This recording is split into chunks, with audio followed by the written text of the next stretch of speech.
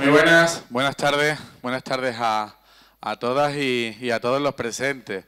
Bienvenido al municipio de San Roque, bienvenido al Teatro Juan Luis Galiardo, bienvenido a la 41ª, a la 41, para que nos entendamos todas, la 41ª, la 41 edición de los cursos de verano de la Universidad de Cádiz en San Roque. Y quiero comenzar dando la gratitud a todos vosotros y vosotras por venir, por estar aquí, por acompañarnos en esta tarde, pero quiero también mostrar mi gratitud a todo el equipo de gobierno de los años 80 que tuvieron la brillante idea de comenzar con que San Roque fuese un municipio de alta actividad cultural, que San Roque fuese un municipio que tuviese una agenda cultural desde los orígenes vinculada a la universidad, al cine, al corto y a otras muchas actividades de debate, de teatro y de tantas actividades culturales que afortunadamente vamos desarrollando en estas tablas. Así que os pediría fuerte aplauso para los primeros, los albores de la democracia que crearon estos cursos de verano. Gracias.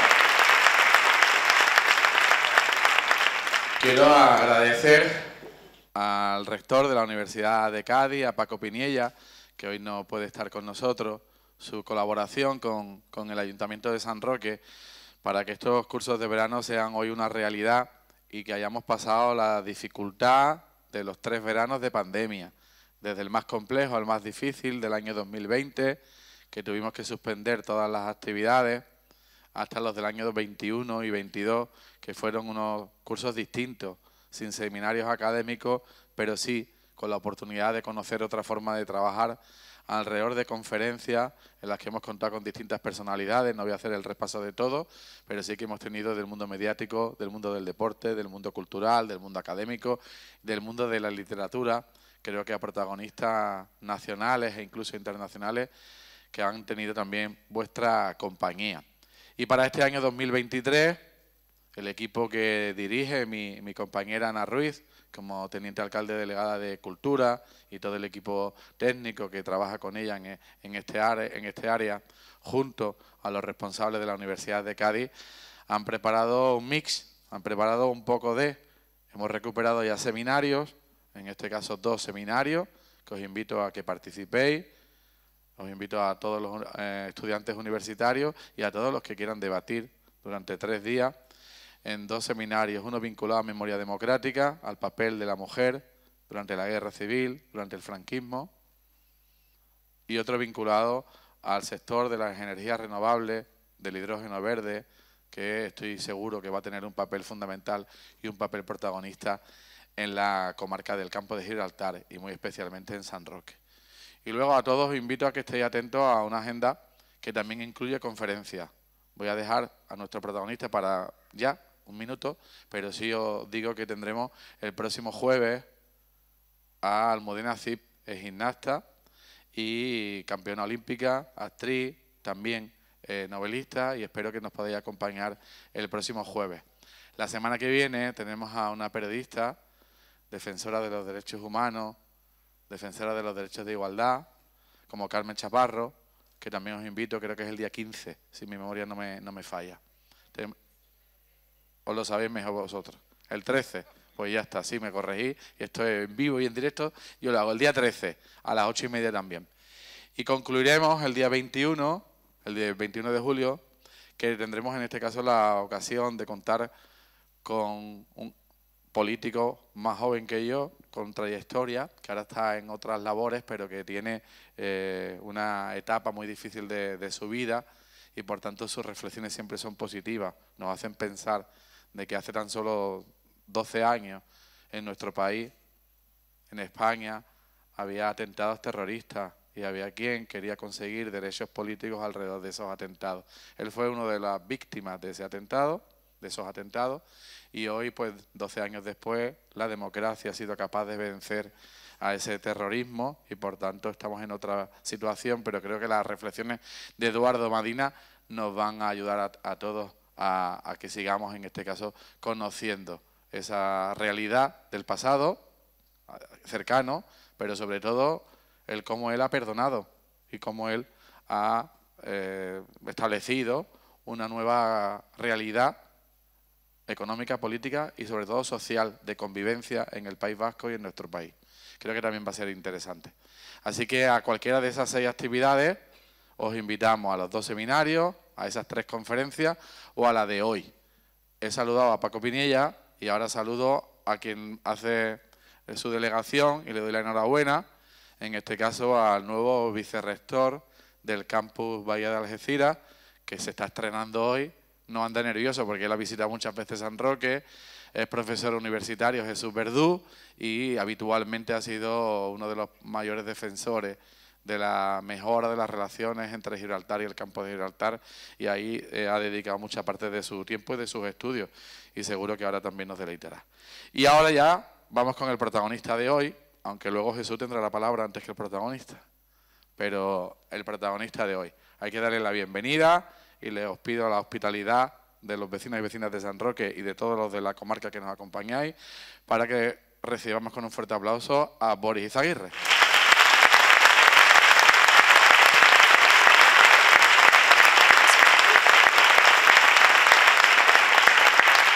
Bueno, Boris creo que es uno de esos invitados que no necesitan presentación, y no es porque seas impresentable, sino porque te conocen ya todas y todos. Es uno de los periodistas y de los comunicadores más conocidos de nuestro país, de Latinoamérica, yo diría del mundo. Pero además es un gestor cultural, escritor, novelista y por tanto lleva defendiendo también la cultura en todos los ámbitos.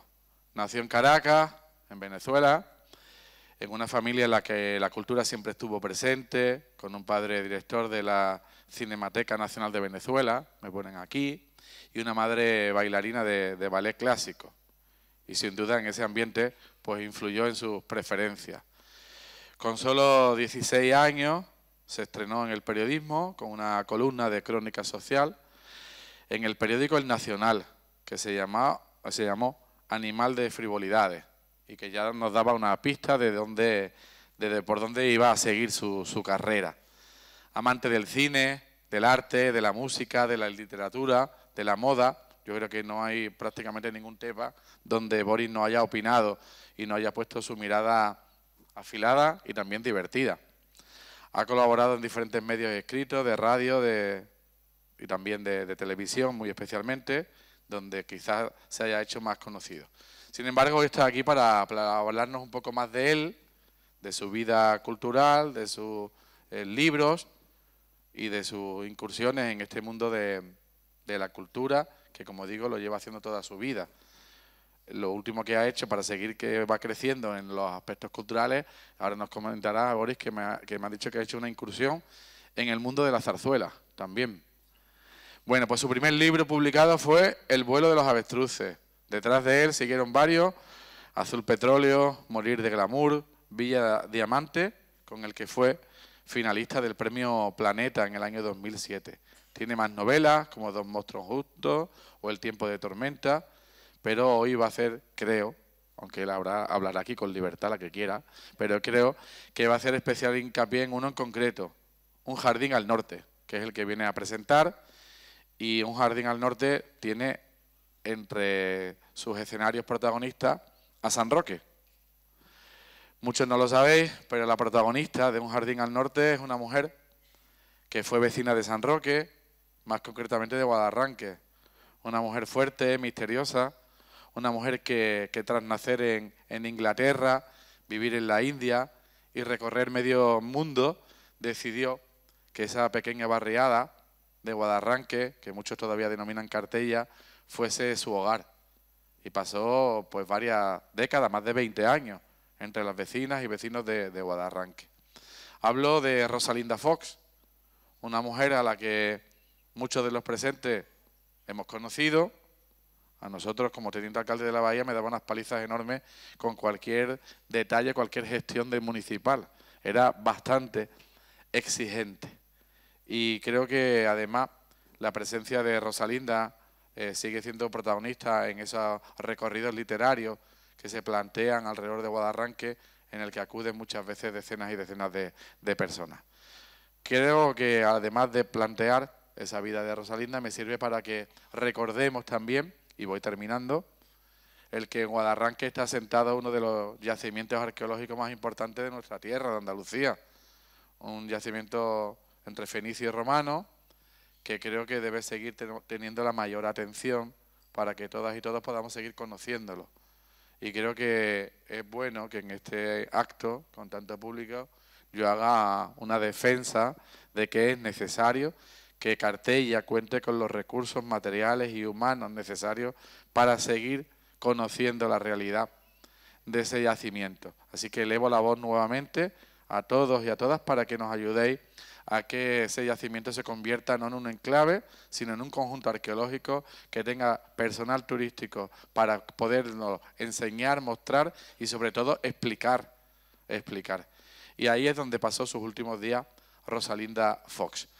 Nada más por mi parte, espero que os agrade esta conferencia. El protagonista tiene que estar nervioso sin utilizar el micrófono, pero antes que él, gracias a todos, le cedo la palabra a Jesús Verdú, al vicerrector de la UCA. Gracias. Buenas tardes a todos. Voy a intentar ser lo más breve posible. Para mí es un día especial porque es el primer día realmente que ejerzo como vicerrector, pero no es el primer día que estoy en los cursos de verano.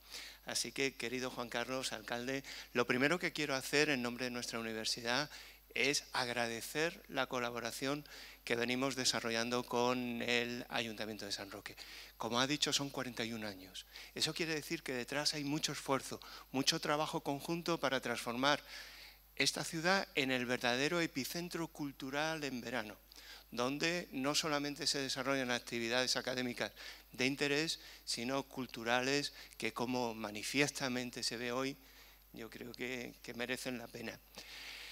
Quiero excusar la presencia de mi rector, Francisco Piniella, porque hoy precisamente a la misma hora, en el mismo sitio, está en otra actividad académica. Lo que quiere decir es que nuestra universidad no para permanentemente. Terminamos el curso académico, pero nos involucramos en otras actividades como esta que ya llevamos 41 años detrás. Poco más, porque prometo ser breve, aunque es peligroso, un profesor de universidad con un micrófono es peligroso. Pero quiero ser muy breve y quiero agradecer expresamente la presencia de Boris Izaguirre. ¿Por qué? Porque en un mundo como hoy, donde la comunicación es importante, pero lo que es importante es comunicar bien. Y él lo hace. Y comunica con empatía. Y él lo hace. Y como hemos comentado antes de venir, les voy a confesar una cosa. Lo primero que hago los sábados por la mañana es abrir El País en papel y sentarme a leer su columna. Y veo, y me encanta, cómo transforma verdaderos problemas críticos de nuestra sociedad y le da un toque de empatía, de simpatía, que hace que sea una persona que su sensibilidad transforme la realidad de una manera atractiva. Por eso yo creo que como un comunicador es un privilegio tenerlo aquí y quiero agradecerle que esté presente. Y finalmente voy terminando. Soy un humilde profesor de Derecho Internacional. Enseño la protección de derechos humanos y soy consciente de las dificultades en el mundo. Él expresa muy bien en su vida, en su biografía, cómo personas, por distintos factores que creo que no merece la pena entrar, pero sí reflexionar, han transformado esos problemas, esos sufrimientos, esos ataques en una visión positiva, optimista, transformadora de la sociedad. Y quien quiera que lo escuche, desde que yo veía Crónicas Marcianas por la noche, lleva desarrollando esa actividad. Por lo tanto, hoy para mí, mi primer día ejerciendo como vicerrector, es un privilegio, un lujo tenerle aquí, y espero que todos ustedes estén de acuerdo que vamos a disfrutar escuchándole. Y gracias. Un saludo también a mis alumnos preferidos de la universidad, que son los del aula de mayores. Estoy viendo muchas filas. Un saludo especial a mis alumnos del aula de mayores. Muchas gracias.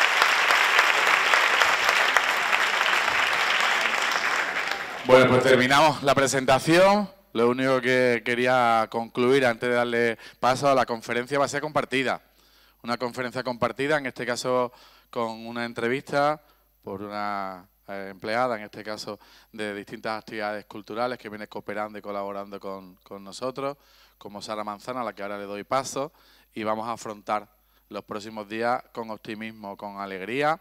Hoy en San Roque también hemos defendido los derechos de los colectivos LGTBI, hemos trasladado el día del 28 de junio a hoy 3 de julio, hemos izado la bandera que es necesario que esté presente aquí en los más de 8.000 municipios de nuestro país, que esté presente en todas las instituciones, y con optimismo y alegría vamos a seguir afrontando los próximos días hasta que sigamos defendiendo todos los derechos de todas y de todos. Muchas gracias y os dejo con Sara Manzano. Gracias. Muy buenas tardes. Buenas tardes, Boris. Buenas tardes, Sara. Encantado de escucharte, y así aprovechamos para probar los micros. Sí. Muy bien. Funcionan bien. No sé si tienes que levantarte un poquito de acá. No sé por qué. Está bien, sí, sí. Es que después me regaña. O sea, me he tenido que quitar este pendiente también porque después choca. Porque choca, sí. Pero yo creo que se te oye bastante bien. Vale, si no me lo dicen ustedes. Vale, perfecto. Bienvenidos a los cursos de verano de la UCA en San Roque. Muchas gracias a la Universidad de Cádiz, por supuesto, al Ayuntamiento de San Roque y a la Delegación de Cultura, que son los organizadores. Y bueno, ya nuestro alcalde ha hecho una presentación de Boris. Sí. Vamos a hablar un poco de toda tu vida cultural, y una vida da para mucho y la de Boris da para mucho más. Así que vamos a intentar cubrir un poco todos los aspectos, porque hay mucho de lo que hablar. Vamos a empezar, si te parece bien, por tu faceta literaria. Okay. Vamos a empezar por Un jardín al norte, que es un libro que no es nuevo, o sea, no es una novedad, pero hemos decidido centrarnos en él porque habla de Rosalinda Fox, que fue una vecina de aquí de San Roque, y este libro es una preciosidad, es una historia de amor preciosa entre Rosalinda y Juan Luis, como lo llaman en la novela. Y bueno, cuéntanos un poquito más qué te enamoró del personaje. Cuéntanos un poco. Bueno, lo primero que me enamoró es Rosalinda Fox, aunque me pareció muy interesante todo lo que ha dicho el alcalde de esos yacimientos en esa zona donde ella encontró esa casa en la que empezó a vivir con Beigbeder, después de que Beigbeder había sido prácticamente, no diría ejecutado, pero lo había derrocado el propio franquismo, el mismo franquismo que le da el sitio como primer ministro de Exteriores de la dictadura, que fue el cargo que tuvo durante muy poco tiempo y en el cual ya estaba con ella, porque ella la había conocido en Marruecos, donde él también estaba, y ese quizás es un poco el cuerpo central. Pero cuando consiguen esta casa, él ha tenido que vivir una peripecia espantosa en la que una vez que el régimen lo aparta, él empieza una especie como de extraño exilio en el cual se va a vivir a los Estados Unidos, trabaja en una serie de cosas que más o menos va consiguiendo, no poco meritorias, seguían siendo cargos políticos, diplomáticos importantes, pero donde no conseguía trascender de ninguna manera, habiendo sido un hombre con un concepto de sí mismo muy importante. Entonces, esa casa, en cierta manera, los vuelve a reunir. y ha terminado la Segunda Guerra Mundial y significa también un poco como que ellos ven un poquito de luz también y esa luz venía muy bien aquí en esta parte del mundo. Yo no llego a escribir tanto de esa casa, sino que simplemente se menciona y es un poco el hecho de que al final cuando llegan a esa casa empieza para ellos ese capítulo que no duró mucho porque Beigbeder se murió bastante inmediatamente y ella fue una viuda muy extraña porque ellos nunca se casaron, ellos eran adúlteros, que es un poco lo que en principio me llamó la atención de esta historia. También es cierto que esta historia empezó con un almuerzo muy curioso entre Raquel Gisbert, María Dueñas y yo. Y entonces María, ahí entonces, acababa de haber presentado el final de la adaptación televisiva de su libro Tiempo entre costuras en Antena 3, y entonces ese día estaba como realmente en un estado muy impresionante porque había sido un especial con Susana Griso presentado, donde ella había participado, el final había tenido una audiencia bastante extraordinaria, como lo tuvo toda la serie. Entonces, bueno, para mí también era como muy increíble verla allí a Dueñas, porque era como en un día francamente muy especial para su éxito y para ella misma. Y entonces María me acercó un facsímil en fotocopia de un libro que Rosalinda Fox coescribió o ayudó en entrevistas, no sé exactamente cómo se hizo, sobre ella misma, donde todo el tiempo el propósito principal de ese libro era negar completamente que fuera una espía, que es lo que era una espía. Pero claro, una espía nunca puede decir soy espía, porque entonces no estaría haciendo bien su trabajo. ¿Entiendes? Y entonces ese tipo de reflexiones se las incorporé yo a ella misma en Un jardín al norte. Un poco también para diferenciar Un jardín al norte tanto de Un tiempo entre costuras, donde ella es un personaje muy llamativo y que llamó poderosamente la atención de los lectores y también de los televidentes de la serie. Y también un poco para diferenciarme de las cosas de Rosalinda Fox que prácticamente la hacían un poco bastante innegociable para mí, porque una señora profundamente, lo que se decía en mi casa, en mi educación en los años 80, en una casa de izquierdas en Venezuela, una persona profundamente reaccionaria, prácticamente bastante facha. Ella en realidad se escondía toda esta antipatía y toda esta posición tan ultra y tan extrema en la defensa que en su generación tanto ella como Franco y personas así hacían del comunismo, de evitar que el comunismo se expandiera en Europa como se estaba expandiendo.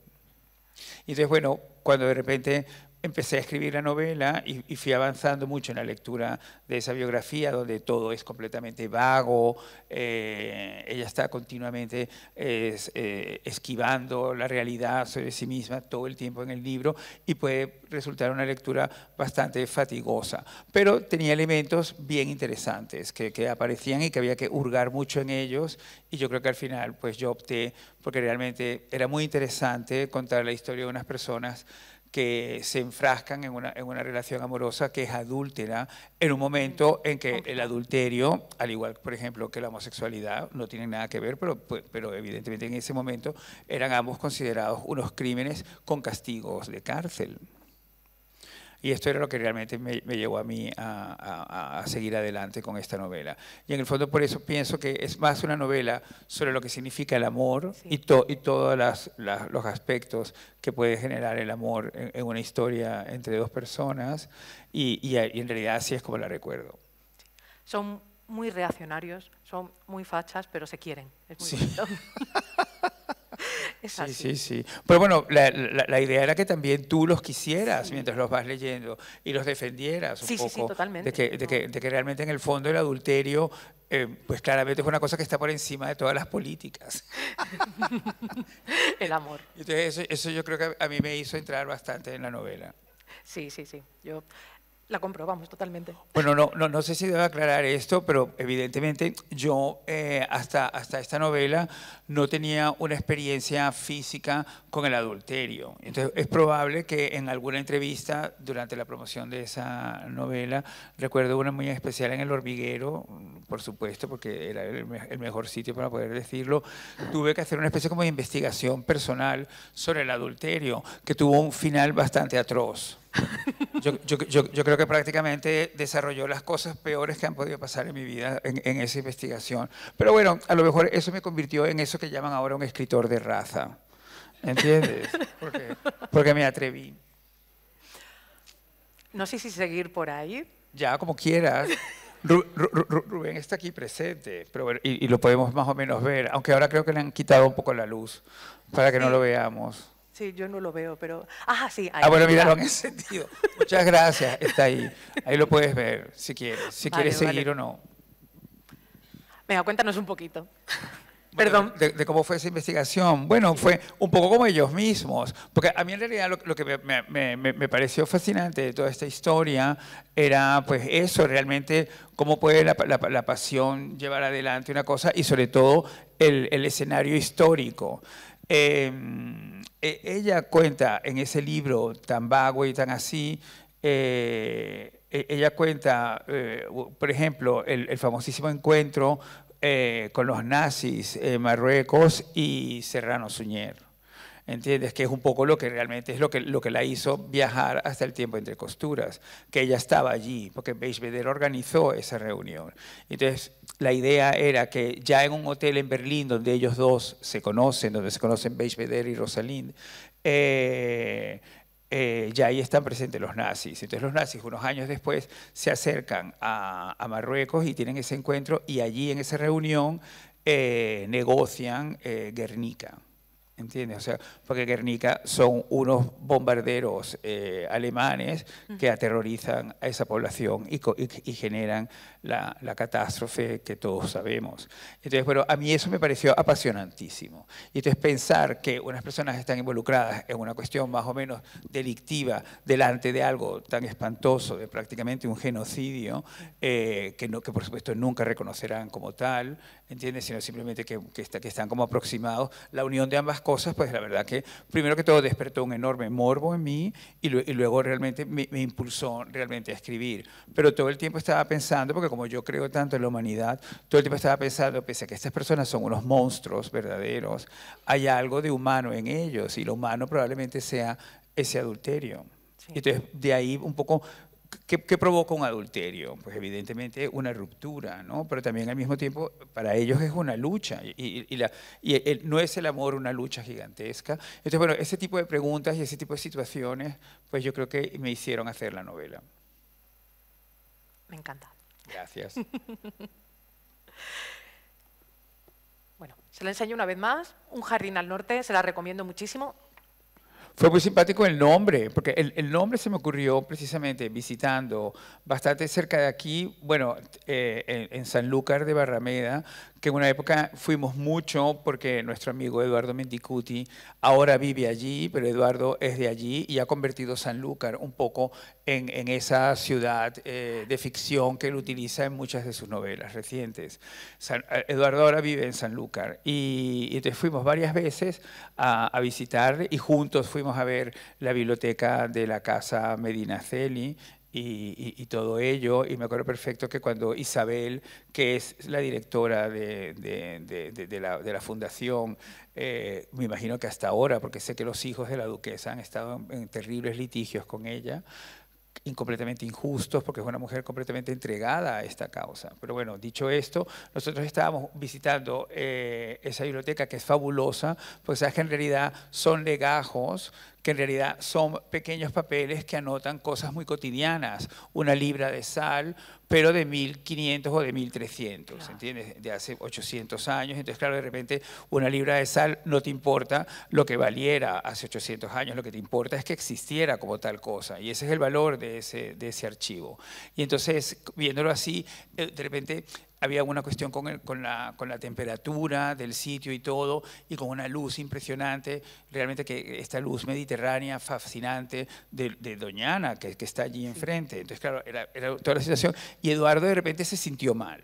Y entonces yo me quedé como tan impactado de todo esto, que entonces también empecé a ver un poco que esa era también un poco parte de mi Rosalinda Fox, ¿entiendes? Que iba a ser una persona que el clima la iba a fascinar enormemente, siendo británica, estar acá en este universo así, y varias cosas más así. Entonces de repente Eduardo era muy amigo de Almudena Grandes y entonces Almudena nos ofreció ir a ver su nueva casa en un lugar bastante cercano allí. Entonces fuimos y de repente apareció en un lado de la calle Joaquín Sabina, que también era vecino, ¿entiendes? Y entonces Lo normal de cualquier era vida. todo realmente como muy, bueno, hombre, puede sonar muy jet set, pero porque lo cuento yo, pues yo creo que ellos no se sienten así mismos como jet set, pero tenía muchísimo mundo en todo ese momento. Y entonces yo le expliqué a Almudena, le dije, bueno, voy a tomar la decisión, porque en realidad Un jardín al norte no dejaba de ser una novela para mí en un momento de mi carrera que realmente quizás estaba un poquito desorientado y no sabía muy bien qué hacer.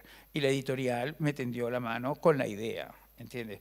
Entonces, bueno, esto realmente yo lo maticé muchísimo, hablé mucho con Eduardo y con Eduardo Mendoza, que me dijo, no hay mejor cosa que de repente aceptar un encargo. Y me encantó que él utilizara la palabra, porque para mí era complicado de decir, pero yo lo veía también así, y me parece que eso también formaba parte de lo de ser un escritor de raza. Y entonces Almudena de repente nos fue mostrando su casa, y entonces en un momento determinado nos mostró que en un cuadrilátero así de la casa, dentro de la casa, iba a ser un jardín. ¿Entiendes? Entonces yo me la imaginé, y entonces ella nos fue explicando a Rubén y a mí, que estábamos allí juntos, con ella, nos fue explicando lo que quería poner en ese jardín. Y entonces fue inmediatamente cuando pensé, esa es la novela, Un jardín al norte. Y la idea de una mujer que construye a través de un jardín una reflexión sobre su vida y sobre sí misma.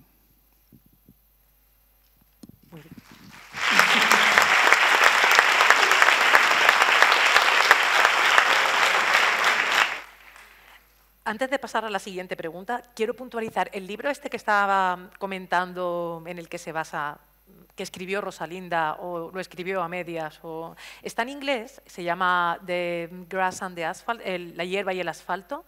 El título es fabuloso, es lo Sí, mejor que sí, tiene. sí, es fantástico. Pero yo creo que está firmado por ella. Luego yo creo que son condicionantes míos para mantener mi distancia con ella, de decirle que lo había hecho otra persona. Porque está tan lleno de mentiras. Pero bueno, una autobiografía, que yo más o menos he escrito una también, pero una autobiografía, si no tiene mentiras, no vale. Es que tiene que tener mentiras. Lo bueno es hacer como Rocío Jurado, que te acuerdes de cuando la contaste por primera vez, para que cuando la vayas a repetir no falles en la repetición. Esa es buena. Bueno, pues este libro, La hierba y el asfalto, perdón, estuve preguntando aquí, esto ya es un poco, porque tengo muchas ganas de leerlo. No lo tenemos en la biblioteca de aquí de San Roque, pero se puede pedir a través de préstamo interbibliotecario. Lo tienen en, no recuerdo dónde me dijo, en Almería me parece, y a partir de septiembre me lo pueden conseguir. Así que yo lo dejo aquí, porque si alguien más quiere leerlo, a partir de septiembre vamos a poder pedirlo. Bravo, está publicado en inglés, Sí, porque se publicó en inglés. Yo creo que no se tradujo. No, En realidad Rosalinda no fue tan importante, ¿entiendes? Es un poco como esas figuras que probablemente también quedan ocultas por la dictadura, que en el fondo a lo mejor yo pienso que María le hizo un gran favor revistiéndola de una luz y de un deslumbre que probablemente no tenía. Bueno, yo no sé si yo al final, en realidad, como estaba tan contrario a ella al principio, luego al final, como encontré esta posibilidad de dotarla de una visión sobre el amor, y en ese momento yo también estaba experimentando todavía más amor, ¿entiendes? No solamente en la investigación, como he dicho antes, sino en la realidad actual, porque mi relación con Rubén, que ha sido mi única relación en la vida, realmente no ha hecho más que crecer continuamente hacia el amor. Y en ese momento, pese a que aparecía una especie como de tormenta muy tremenda, con peligro de naufragio, al final terminó llegando a puerto, y a un puerto donde todavía ha existido más amor. Esto también que quede por delante. Gracias. Vamos a hablar de tormentas y vamos a hablar un poquito de autobiografía, que has dicho. Ya. Tiempo de tormentas es su último libro publicado y es una novela con mucho de autobiografía. Cuéntanos. Bueno, sí, bueno, en realidad también cuando luego salió Dolor y Gloria, la película de Almodóvar, y él acuñó ese término de autoficción, yo ya estaba muy metido en Tiempo de Tormentas. Tiempo de Tormentas, que me encanta que hablemos de ella, me gusta mucho que hayas dicho que es mi última novela publicada hasta el momento, y me gustaría hablar de eso, porque en realidad es verdad que es una novela que yo pensé, cuando se la expliqué a Raquel Gisbert, que otra vez la volvemos a mencionar, porque ha sido muy importante en esta última parte de mi carrera, sobre todo en Planeta. Raquel Gisbert es una editora extraordinaria. Una de sus grandes medallas es haber descubierto Tiempo entre costuras. ¿Entiendes? Que es un libro, un manuscrito que estaba allí, que no se habían fijado lo suficiente hasta que vino ella y su compañera Belén, y ambas dos lucharon por hacerla publicar.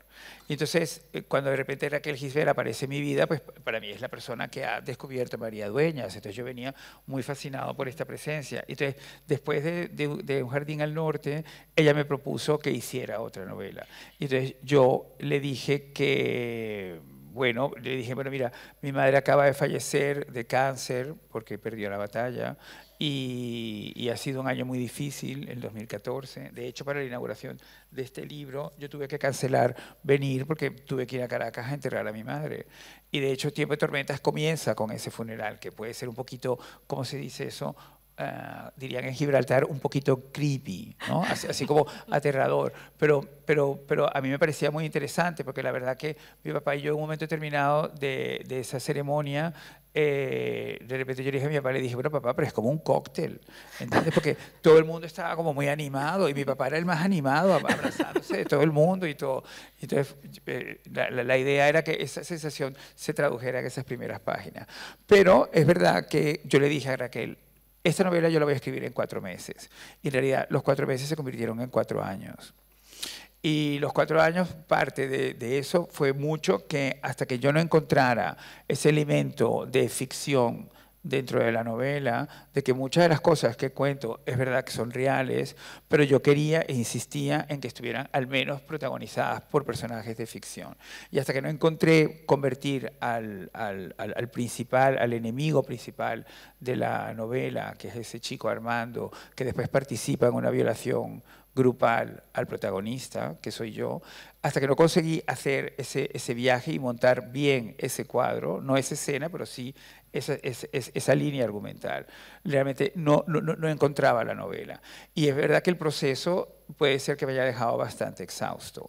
Pero no negaba a escribir, pero sí de repente me pareció que tenía que ser un punto de verdad de inflexión en que hasta entonces mi carrera literaria ha ido paralela a una carrera televisiva bastante importante, ¿entiendes? Y donde yo de repente en un momento determinado me he encontrado algunas veces simultaneando.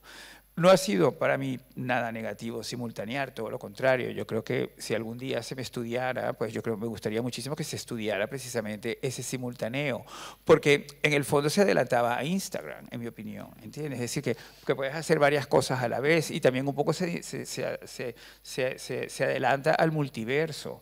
Yo en el fondo creo que yo soy el principio del multiverso, yo mismo en persona, ¿entiendes?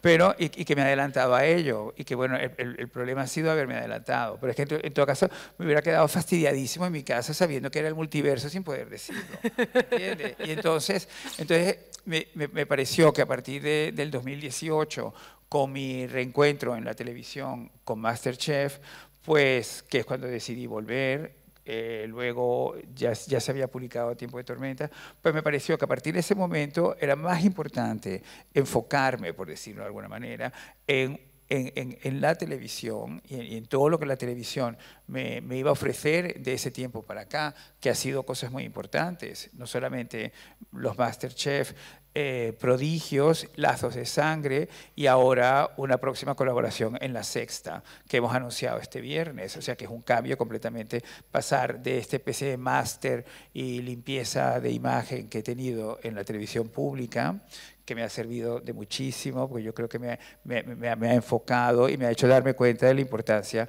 de mi mensaje y de una cierta educación dentro de la formación como comunicador. Y eso me lo ha dado mucho la pública, también aprovecho para decirlo.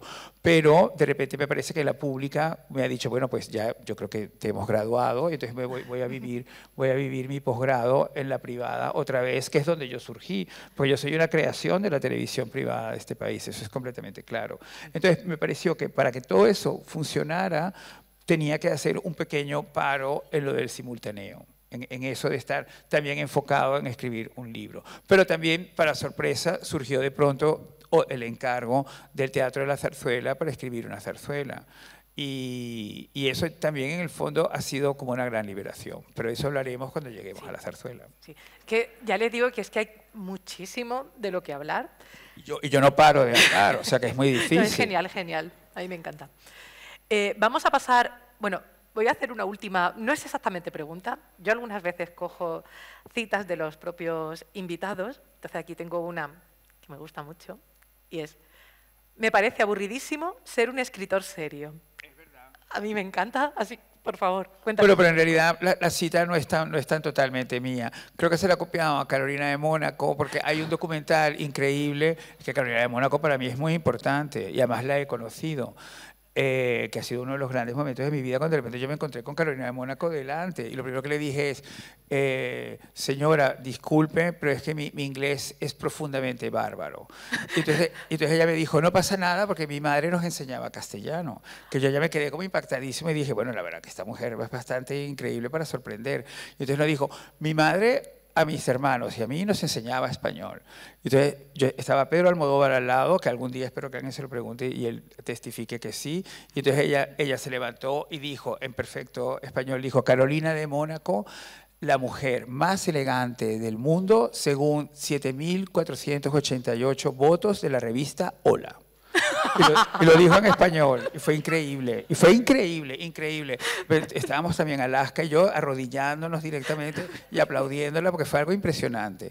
Y entonces, en un documental donde ella está con Lagerfeld, que están hablando de la amistad también, que son cosas que también cogí mucho para Rosalind Fox, no es por nada, están en ese documental y en un momento determinado Lagerfeld le hace ver, porque ella está fumando y sosteniendo una copa de vino blanco con la misma mano, que es un ejercicio que todos los que estábamos en ese baile de la rosa estábamos intentando ver que lo hiciera para aprender a hacerlo, ¿entiendes? Porque cogen la copa y el cigarrillo y hace así y así.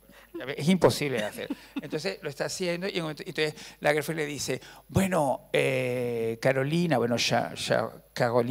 Carolina, la verdad que ahora tenemos todos que pensar un poco de ir bajando esta medida. Entonces él le dice: me parecería pavorosamente aburrido morir completamente sana. Dice en el documental.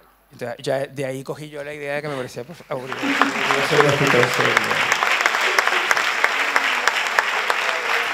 Pero, hombre, yo creo que en realidad, no lo sé, a lo mejor es verdad que en un momento determinado te haces un escritor serio, pero yo creo que partir desde esa premisa, no sé si sea tan buena idea. Porque es que yo en realidad, yo jamás me imaginaba, bueno, yo me he imaginado, es verdad que yo sí me he imaginado ser famoso porque me apasionaban las personas famosas. A mí me regalaron un tablero de ajedrez supuestamente para que desarrollara mi inteligencia y un poco mi motricidad, que ha sido un gran problema por mi dislexia. Pero en realidad lo que yo hacía con ese tablero de ajedrez es que a los peones, a las torres, al rey y a la reina, le ponían nombres y decían que eran Jane Fonda, Farrah Fawcett, Raquel Welch, que eran un poco las figuras que a mí realmente me fascinaban, ¿entiendes? Mark Spitz, que para mí fue un símbolo erótico increíble, ese hombre con esas 7 medallas y ese pecho increíble, era algo impresionante, ¿entiendes? Y ese bañador minúsculo, ¿entiendes? Era toda una cosa que era una fascinación increíble. Entonces, de repente, eso es lo que yo jugaba. Entonces, yo sí puedo decir que yo jugaba a ser famoso. Con los años me he dado cuenta más bien que lo que estaba era entrenándome para ser famoso. Pero que te quiero decir que yo no me lo planteé nunca como una meta, porque yo nunca he tenido eso. Y de repente, sí que es verdad que ahora con los años, de repente he dicho, bueno, a lo mejor ahora voy a aprovechar estas cosas para pulir un poco ese anhelo tan increíble, ¿entiendes? Y que no sea solo anhelo. Pero a lo mejor ahí hay un poco de seriedad, pero lo que hay yo creo que es necesidad de más oficio. Muchas veces los oficios te van llevando al hecho de que quieres mejorarlos, ¿entiendes? Porque quieres que te salga mejor el sombrero, quieres que te salga mejor la novela, quieres que te salga mejor el programa. Entonces, a eso sí puedo entender que puede ser un camino hacia la seriedad. Pero partir de la idea de que uno tiene que hacer una cosa en serio, puedo equivocarme y puede ser un mal mensaje, pero no estoy tan de acuerdo, ¿entiendes? Yo creo que uno tiene que en la vida disfrutar y hacer disfrutar, y divertir y hacer divertir, y eso sí es importante. Y eso es verdad que no lo puedes desarrollar, eso está con uno. A mí me lo decía mucho mi tío Isaac Chocrón, que es un gran amigo de mi madre y un dramaturgo muy importante de mi país. Entonces Isaac me decía, es que tú eres francamente divertido. Entonces yo cuando me lo dijo, fue la primera vez que me di cuenta, ¿entiendes? Y también me di cuenta de que es un pozo un poquito sin fondo, que hay que intentar que sea siempre sin fondo. Y hasta ahí llega la seriedad.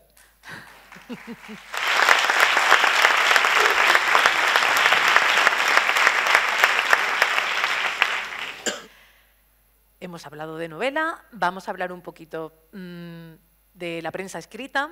Antes han mencionado El País y han mencionado también que empezaste con 16 años. Yo supongo que era un poco parte de esa práctica. Totalmente. Con una columna de crónica social sí. en el Nacional llamada Animal de frivolidades. Es que me encantaba mucho. Siempre insisto que es de frivolidad, porque era más interesante el singular, ¿entiendes? Porque Animal de frivolidades lo hace sonar más crónica social, que es lo que era en el fondo. Pero no fue su origen ese. En realidad era porque un chico que me gustaba muchísimo, que era un performance y ya también escritor y luego ha hecho una carrera como director de cine, escribió un artículo en el papel literario y en mi locura absoluta de amor y de delirio narcisista, que yo soy una persona muy narcisista, porque me lo dijo primero un psiquiatra y luego me lo dice mi terapeuta y me lo repite mi marido prácticamente todos los días. Entonces yo creo que la combinación de ambas cosas me ha dejado claro el mensaje, pero es cierto que cuando John publicó ese artículo que él hizo, yo pensé que hablaba de nosotros o que hablaba directamente de mí. Entonces inmediatamente yo le respondí con un artículo en el papel literario del mismo periódico, del Nacional.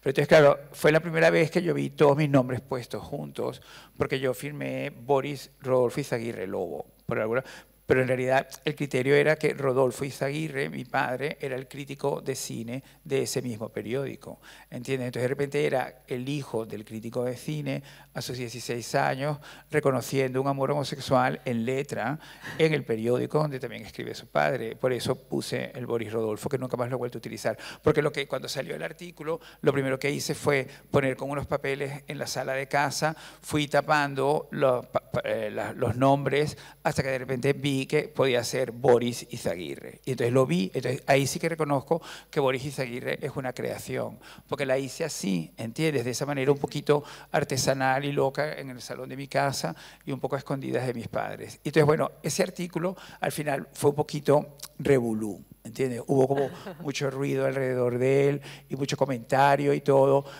John me dijo, pero es que yo no escribí para nada que estábamos enamorados. Entonces yo lo lamenté mucho porque me estaba diciendo que en realidad tampoco estaba enamorado de mí.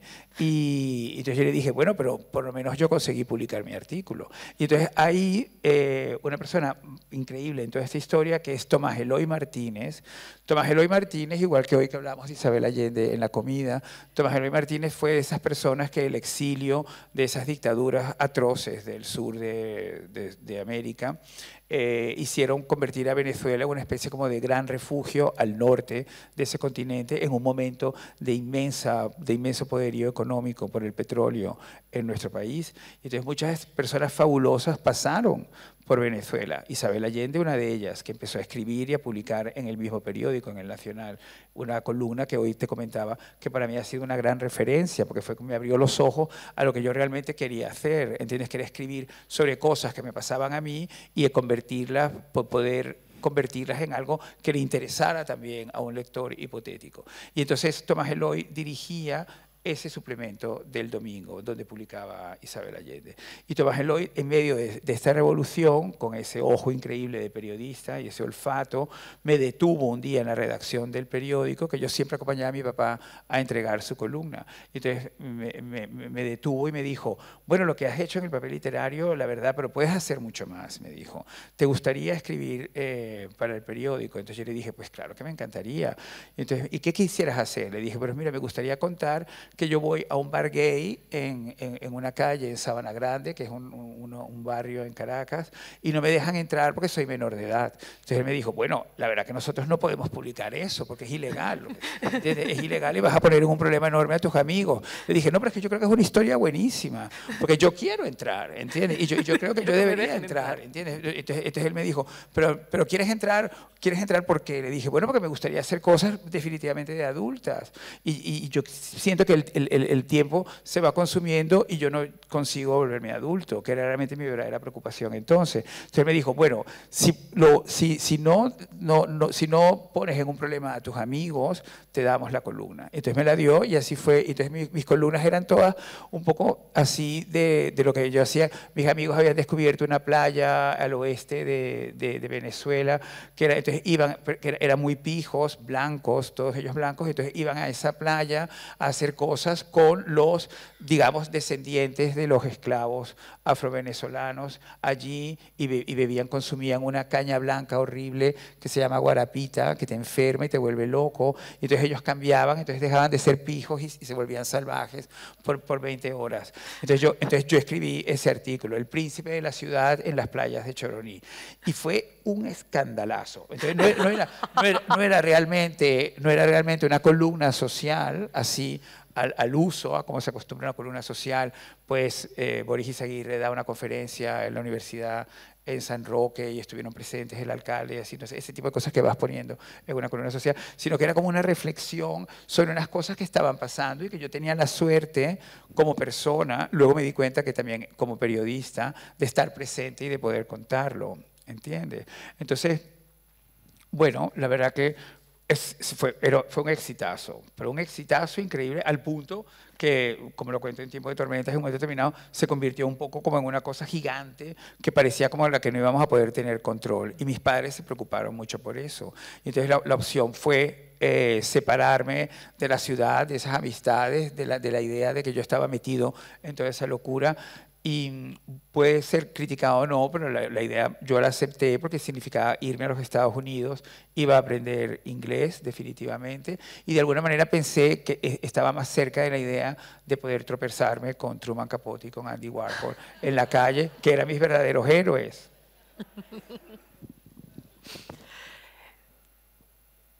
Vale, hemos hablado de la columna de El País, Fotogramas, Revista Cero, Marie Claire. Pero si quieres hacemos un pequeño inciso sí, por en cómo fue lo de La paradoja y el estilo, que es mi columna todos los sábados en El País, y que el vicerrector, que lo podemos llamar el vicerrector, aunque hoy sea su primer día como vicerrector, ha hecho mención a ella, que la lee en papel, que fue como surgió, porque la idea era que el periódico estaba muy asustado de que cada vez menguaba cada vez más el consumo de la edición en papel. Y entonces decidieron hacer una especie como de, que es un sueño que ha tenido El País siempre, de tener una columna de crónica social. Nunca han podido tenerla porque son muy intelectuales, entonces de repente no saben asociar una cosa con la otra. Porque es verdad, lo peor que te puede pasar como cronista social es ser intelectual, aunque lo desees, porque es un deseo bastante lógico, pero en realidad en este tipo de cosas tienes que ser una cosa o la otra. Y la propia intelectualidad surgirá y ya más o menos tú podrás lidiar con ella. Yo estaba escribiendo una novela en Londres, que estaba situada en Londres, que se llama Dos monstruos juntos, que es uno de esos títulos maravillosos que mi marido me sugirió, igual que Morir de glamour. Y Dos monstruos juntos es una novela muy loca porque comienza con la caída de Lehman Brothers, o sea, el principio de la supercrisis del 2008. Y es una noticia. Eso para mí es una noticia, pero la idea de esta novela es a la gente a la que esa noticia le afectó. ¿Cómo es posible que le pueda suceder a Alfredo y Patricia, que son esos dos monstruos juntos? Entonces de repente la novela yo la estoy escribiendo y me doy cuenta que no la puedo terminar. Y entonces me entró como una especie como de ataque de susto enorme porque veía como que era un monstruo gigantesco que yo no sabía cómo guardarlo, cómo ponerlo en un sitio. Y entonces llamé a Juan Cruz y le dije, mira Juan, es que he pensado que tratándose una novela que parte de la relación entre la actualidad y la vida cotidiana, o por no decir la vida real, yo necesito una columna en el periódico. Porque me parece que escribiendo una columna es la única manera que voy a poder saber editar qué es ficción y qué es periodismo, ¿entiendes? Y me gustaría pedirte, por favor, si crees que me podrías dar una columna en El País. Entonces Juan Cruz, muy sabiamente, me dijo, Juan Cruz es un hombre importantísimo para la prensa y para el mundo editorial español. Juan Cruz muy sabiamente me dijo, bueno, Boris, la verdad que nunca nadie nos ha pedido una colaboración en el periódico de esta manera. Y entonces yo le dije, bueno, pero yo es que la necesito, sinceramente, porque de otra manera no voy a poder terminar esta novela y tengo que entregar la novela. Entonces me dijo, pero yo te voy a conseguir la reunión con Javier Moreno. Y entonces yo le dije, bueno, ¿y le puedo decir a Javier Moreno esto mismo? Bueno, piénsalo hasta la reunión. Pero bueno, llegué a la reunión de Javier Moreno en la dirección del País, que en ese momento estaba decorada en unos verdes menta con vainilla, y ya me pareció como monísima, y Javier es un hombre guapísimo también. Entonces ya me pareció que todo era como una maravilla. Entonces yo llegué y le propuse mis 3 ideas para iniciar la columna. Entonces le dije, bueno, es que ayer estaba viendo Quo Vadis y me he dado cuenta que esa fiesta que da Nerón, donde a Débora Kerr la medio visten un poco así para que parezca que es una más de las esclavas, cuando es una cristiana que está infiltrada allí, ¿entiendes? Entonces, toda la secuencia y todo lo que es la fiesta con ese Nerón de Peter Ustinov, yo le dije, bueno, es que a mí esto me parece que es lo mismo que pasa en esa casa, en ese momento tan famosa de Berlusconi en Italia. O sea que esta fiesta de Nerón es muy parecida a esas fiestas que hacía Berlusconi en ese momento del 2011, 2010-2011. Y entonces en Portocervo, las fiestas de Portocervo, ¿entiendes? Que luego después el País publicó unas imágenes que nunca más ha vuelto a publicar de unos señores yugoslavos y holandeses desnudos en la piscina de esa casa, porque así eran esas fiestas. Entonces, la explicación a Javier Moreno le pareció bastante justa y solo me dijo, solo tienes que conseguir que quien no haya visto Quo Vadis sepa bien de lo que estás hablando. ¿Entiendes? Que fue la única elección. Pero ahí fue donde yo entendí, es que yo tengo razón en mi petición, porque el periodismo es la única escuela que te hace escritor. ¿Entiendes? Es probable que estudies para ser periodista y estudies también para ser comunicador, pero el periodismo en sí, visto de esta manera cruda, real, de oficio, te enseña a escribir, sí, te hace escribir. Entonces yo creo que en ese sentido yo estaba siguiendo una línea que han seguido grandes escritores a que admiro muchísimo en mis 2 idiomas, en inglés y en castellano. Vargas Llosa, Truman Capote, Fitzgerald, Faulkner, Mark Twain.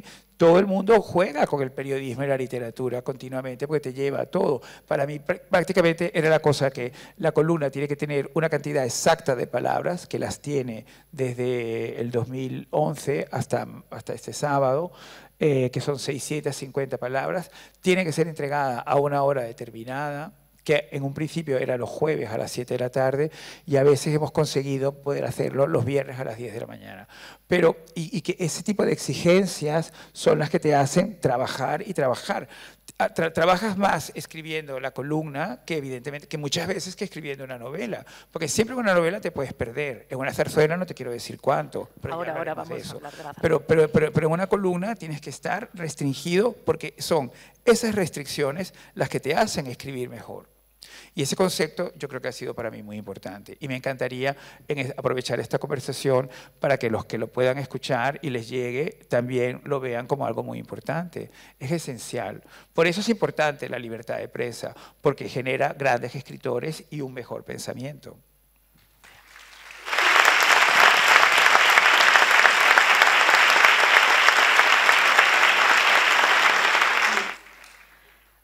Vamos a ir cambiando, sí, voy viendo también la hora, porque vamos a hablar de televisión.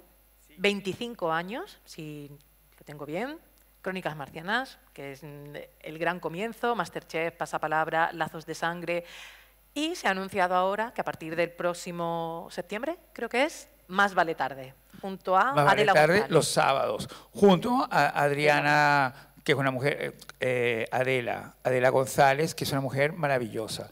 Me está pasando esto con los nombres, que es un terror. Hemos estado presentando el programa el viernes con Cristina Pardo, y yo creo que un poco la dislexia, que siempre la tienes que ir analizando a posteriori, como ella se llama Pardo y su apellido empieza por P, pues yo decidí llamarla en su propio programa y en directo Patricia. Hasta que de repente me di cuenta que estaba metiendo muchísimo la pata, y sobre todo Adela, que es muy rápida, me miraba así como de lado, como diciendo, bueno, no se entiende, es como de mal gusto.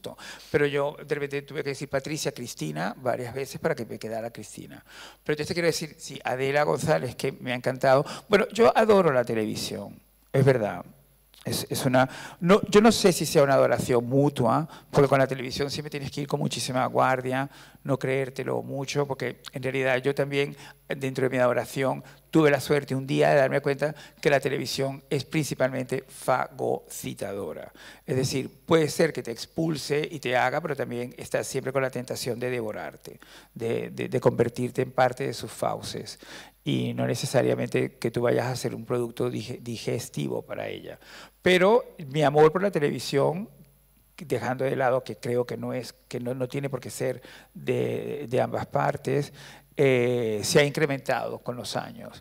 Porque yo realmente creo que he tenido la suerte en mi propia experiencia de descubrir la infinita capacidad de comunicación que tiene como medio. ¿Comprendes? No solamente porque llegue de la manera que llega, sino que luego te va entrenando e instruyendo a ti en cómo llegar. Es verdad que en sintetizar y decir las cosas con un titular es algo que más o menos sabía y que claramente, como podéis comprobar esta tarde, noche, lo he perdido completamente. Porque me he acostumbrado a oírme a mí mismo y creo que me regodeo un poco en eso. Pero que eso nos pasa mucho a los narcisistas, básicamente. Porque yo creo que mi narcisismo me acercó a la televisión, pero la televisión no ha conseguido disminuir ese narcisismo, todo lo contrario. Pero ese afecto y esa sintonía entre la idea de un mensaje y la comodidad de hacerlo y la seguridad y la protección que el medio te ofrece cuando lo quieres y cuando lo respetas, pues yo creo que se puede explicar en muchas de las cosas que yo he hecho en televisión. Yo empecé escribiendo telenovelas. Me ha costado muchos años poder decir telenovelas así de suavemente, porque me di cuenta que durante mucho tiempo eso parecía como si fuera una cosa que se podía utilizar en mi contra. Pero no, la telenovela para mí fue un despertar increíble, ¿entiendes? Porque era en el momento que yo escribí La Dama de Rosa, pertenecer al equipo de una persona como José Ignacio Cabrujas era lo máximo que te podías imaginar, ¿entiendes? O sea, que digamos que José Ignacio fue como mi primer sardá, ¿entiendes? Es decir, estar con un profesional totalmente en lo más alto de su situación, de su oficio, como después, años más tarde, iba a ser trabajar con Javier y estar en Crónicas Marcianas. Y todo eso me lo permitió la televisión. Y el hecho mismo de que la televisión es capaz de hacer ese tipo de productos. Y la telenovela yo creo que tenía eso. En ese momento la telenovela conquistaba completamente donde se hablara español. Desde la Patagonia hasta California, incluyendo España, y luego ya Rusia, los países del este, y hasta que también Turquía, que ha bebido mucho de nuestras telenovelas para hacer las que ahora hace con tantísimo éxito. Entonces yo creo que ese proceso, ¿cómo no vas a querer un medio de comunicación que te permite hacer eso? Luego después, años después, convertirte en una figura, en un rostro de su industria, en un país que no es el tuyo y subiéndote a un carro tan extraordinario y tan fantástico como fue Crónicas, que yo creo que fue un programa que para la gente significó no solamente una bocanada de aire fresco, sino la oportunidad de también sentir que estaban hablando como ellos, no solamente hablándole a ellos, sino también hablando como ellos, con ellos. Y yo creo que eso solo lo puede hacer la televisión. Con algo que te quedes dentro de la televisión, de esto que hemos dicho, Crónicas Marcianas, antes además has hablado de Masterchef y demás, ¿algún momento concreto que sea especial por la razón que sea? ¿Por bueno, por malo, por peor? ¿Algo que quieras contarnos? Bueno, la verdad que es una muy buena pregunta, Sara, porque me has conseguido que me callara. Pero bueno, no sé. Al final vas a hacer como que hagas dos respuestas. O sea, yo recuerdo como uno de mis peores momentos en televisión, otra vez haciendo el carnaval, la gala de la elección de la drag queen del carnaval de Las Palmas de Gran Canaria, que ya de por sí era tal lío tener que aprenderse todas esas palabras y no equivocarte, ¿entiendes? No decir Tenerife en vez de Las Palmas de Gran Canaria, no decir La Palma en vez de Las Palmas de Gran Canaria, o directamente, como cualquier persona pensaría, Las Palmas de Gran Canarias, ¿entiendes? Entonces era un horror. Entonces tenía que presentar a Mónica Naranjo y por supuesto todas estas cosas de repente estalla en mi cabeza, y en vez de presentar a Mónica Naranjo presenté a Mónica Naranja y fue horrible.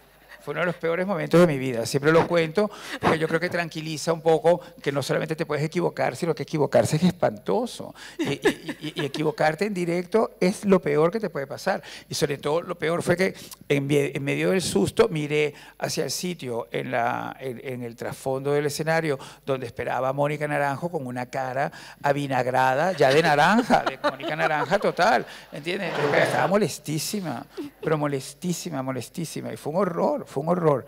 Y yo creo que incluso decidió, yo creo que hubo como un momento en que no se sabía si iba a salir o no iba a salir. Entonces, bueno, yo asustaba ante eso, dije rápidamente, Mónica Naranjo, Naranjo, Naranjo. Porque, entonces, bueno, eso puede ser un momento en que me haya sentido mal.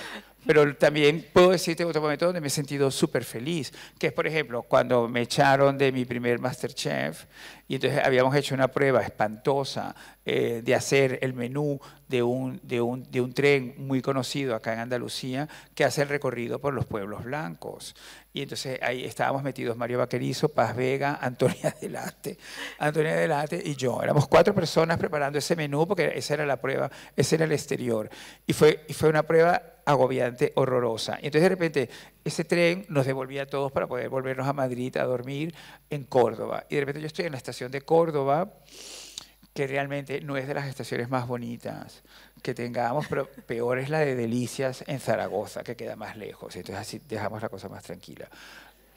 Porque es una estación horrenda, al igual que es horrible la llegada a Sants. Yo nunca puedo entender cómo una ciudad tan bella como Barcelona permite que se llegue a esa ciudad en un lugar que parece como que si estuvieras volviendo en el tren del tiempo a la Unión Soviética, a una cosa espantosa. Bueno, en fin, esta consideración estética aparte.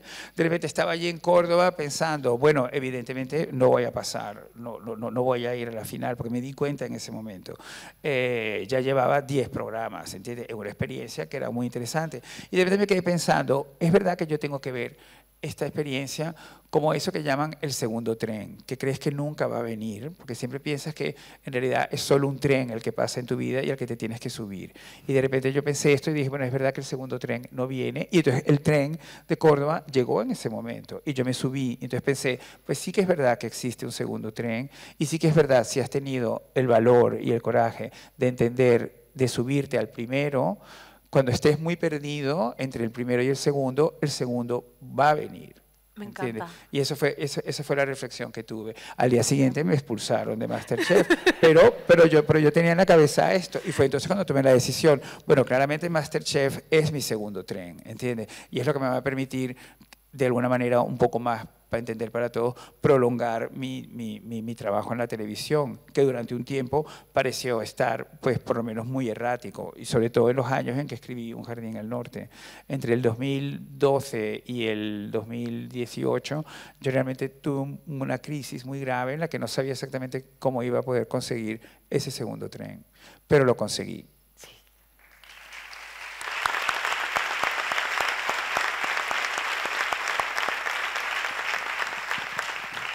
Me ha gustado especialmente esta reflexión del segundo tren, de perder un poco ese miedo, ¿no? En general. Yo creo que es una reflexión muy bella, pero también es cierto que el desierto que tienes que cruzar para vivirla es bastante intenso, y la verdad que no se lo desearía ni a mi peor enemigo, que tampoco sé si los tengo, porque si los tengo, la verdad que no los he conocido, porque algunas personas que yo he considerado enemigas, lo primero que he hecho es darle la mano, porque creo que es mejor, ¿entiendes? Yo creo que es mejor dejar claro que el problema no es tuyo antes que profundizar en eso. Pero bueno, esto creo que es tema de otra charla, ya más como de autoayuda. También podemos tirar por ahí. Sí. Bueno, vamos a centrarnos ahora. O sea, tengo aquí un montón de preguntas. Porque no paraba de hablar. No te preocupes, porque vamos así hablando. Estamos hablando de todo, que es lo que quería. Vamos a hablar ahora de la zarzuela. Sí, o sea, trato de favor. Sí, modernizar la zarzuela. O sea, tú te lo propusiste así, te levantaste una mañana y dijiste, vale. No, comprenderás que no, porque me parece que modernizar la zarzuela no es como cambiar un peinado, ¿entiendes? Y además que me parecía una cosa injusta. Lo que sí fue fantástico de todo este proceso, vamos a ver, Daniel Bianco, hasta ahora el director del Teatro de la Zarzuela en Madrid, que es como el templo de la zarzuela y que hace una programación muy inteligente generalmente, muy cuidada para que guste a todos sus públicos, porque la zarzuela tiene mucho público y tiene un público que también tiene mucho abono, ¿entiendes? Que tiene comprado sus entradas con antelación y todo Sí, eso, un público ¿entiendes? muy fiel. Y un público muy fiel. Es verdad que es un público como todos los públicos fieles que va envejeciendo y a veces pareciera que envejecería de más, ¿entiendes? Entonces es probable que él quiera dar como estos golpes de efecto. Había invitado en un momento determinado a Paco León y entonces en ese momento, que yo siempre digo que es el 2017, se reunió conmigo y luego un año después llamaron a Lucas Vidal para que hiciera la música. Y Lucas es una monada. Y yo ya había conocido a Lucas por mi cuenta en unos aeropuertos en los Estados Unidos, increíblemente aburridos. Eso sí que son aburridos, porque Estados Unidos en general es profundamente aburrida. Solamente un país como ese puede crear a alguien tan desagradable como Donald Trump. Eso es una gran realidad, ¿entiendes? Y entonces... Pero en el fondo todos somos un poco responsables de que Estados Unidos se haya creído demasiado que es importante y haya todavía entrado más y más dentro de su propio aburrimiento, que es lo que realmente sabe ofrecer. Pero, dicho esto, cuando Lucas y yo lo conocí, yo lo primero que pensé, dije, bueno, pero este chico qué guapo es, qué atractivo es, y me hablaba y me decía cosas, y yo pensaba, bueno, pero es increíble que también demuestre cierta atención hacia mí. Y cuando nos presentan y nos dicen, ustedes van a trabajar juntos, yo ya dije, bueno, pues esto es increíble, es como un regalo. Pero a lo que quería llegar es que sí es verdad que eso fue un poco el motivo de acercarnos, de que le diéramos como un gesto nuevo, un frescor nuevo a un clásico como la zarzuela. Yo eso nunca me lo creí. Pero lo que sí me creí, que siempre se lo agradeceré tanto a Daniel Bianco como a Emilio Sagi, que ha sido el director de la puesta en escena de Trato de Favor y que es un maravilloso y extraordinario y reconocidísimo puestista en escena de óperas y zarzuelas, es que me hicieran ver zarzuelas. Porque cuando yo empecé a escribir Trato de Favor, cuando empecé a escribir, yo me daba cuenta que había más, que siempre había más. Y entonces Emilio me dijo, pero ¿por qué no vienes al teatro y vienes, si quieres, a los estrenos? Aunque nunca es la mejor función, ven a los estrenos, porque así te vas familiarizando. Eso fue el principio. Y han sido 5 años o más, o sea, desde el 2017 en adelante, de ir a ver zarzuelas y cada vez que iba me fijaba en una cosa nueva y cada vez me iba dando más cuenta que mientras más respetara precisamente los códigos del género, más libre iba a encontrarme como escritor. Y es lo que más le agradezco a la zarzuela y me interesaba mucho poder comentarlo con vosotros esta noche. Porque hay un momento determinado en la estructura del sainete, de la construcción de lo que es el libreto de una zarzuela, que de repente el escritor no tiene ninguna importancia. Lo que tiene importancia son los personajes, claramente la música y lo que tú consigas hacer con ellos. Y de repente hay un momento determinado en que sientes que es como una escalera que se vuelve loca, que empieza a hacer zigzag y que puede llevar al disparate, pero que está en ti saber utilizar ese disparate a tu favor. Y yo creo que es lo que yo conseguí hacer con Trato de Favor. Y me di cuenta, luego, viendo la zarzuela estrenada y en las funciones, la reacción del público, que fue fabulosa, no solamente porque llenaban el teatro en cada función, sino porque cuando los escuchaba reírse de lo que yo había escrito, porque también tuve que escribir también las letras de las canciones, de lo que habíamos compuesto Lucas y yo, de lo que hacía Ainhoa y Nancy Fabiola Herrera, de lo que todo ese elenco maravilloso consiguió hacer y la reacción de la gente y luego a salir a la calle, la gente comentando lo que habían visto en la zarzuela, lo que les parecía, fue increíble. Y eso fue, yo creo que es el gran éxito de un autor y también creo que es el gran éxito de un fenómeno mediático, que yo también soy, o de eso que llamaban en una época que me decían todo el tiempo en la Feria del Libro, venía la gente y me decía autor mediático, que era algo tan increíble que ahora ya no se usa. Sí. Hay más autores mediáticos, pero ya nadie los llama así, solamente a mí, parece que yo me quedé con el nombre. Pero como autor mediático, yo encontré que mi éxito era eso, que el público de repente comentaba lo que acababa de ver en el teatro. Y eso yo creo que ha sido lo más importante y lo más fascinante de esto. Y haber entendido esa capacidad de libertad enorme que subyace en un género que consideramos muy clásico, que a veces tendemos un poco menor, a verlo menor. No puedes hacer esto. Si lo haces en el Teatro de la Zarzuela, te pegan. Sí, ¿entiendes? por supuesto. Te quitan el flequillo directamente. Te dicen, bueno, Sara, esto no es género menor, esto es zarzuela. He dicho que se considera, no que yo lo considere. Está mal considerado. Alicia Jiménez Bartlett en el en el último planeta, que yo estaba allí, y entonces, de repente, entonces yo le dije, no, voy a estrenar una zarzuela este año, porque me preguntaron, ¿qué estás haciendo? Entonces yo todo el tiempo decía, sí, voy a estrenar una zarzuela en el 2023. Entonces llegó el 2023, entonces ya era por fin este año, voy a estrenar una zarzuela. Y entonces ella dijo, odio la zarzuela, me parece una cosa deplorable, es lo peor que se puede hacer como cultura en este país, porque ella yo creo que pertenece a una generación que lo ve muy asociado a los valores del franquismo. Y la zarzuela también ha pasado por eso. Bueno, un poco también, si quieres, como la propia televisión o la propia literatura. Todos hemos tenido que atravesar unos años difíciles en nuestras vidas. Nosotros, yo por ejemplo, yo tenía 10 años cuando murió Franco y estaba en un concierto de Mercedes Sosa, pues evidentemente yo no viví la dictadura franquista, pero sí me doy cuenta de que existió. Pero me he dado cuenta precisamente a través del humor, porque siempre defiendo que el humor salvó mucho a este país de lo peor, del horrible ostracismo y de la represión que significó esa dictadura. Porque el humor estaba en la gente, ¿entiendes? Y por eso yo creo que nos hemos entendido también este país y yo.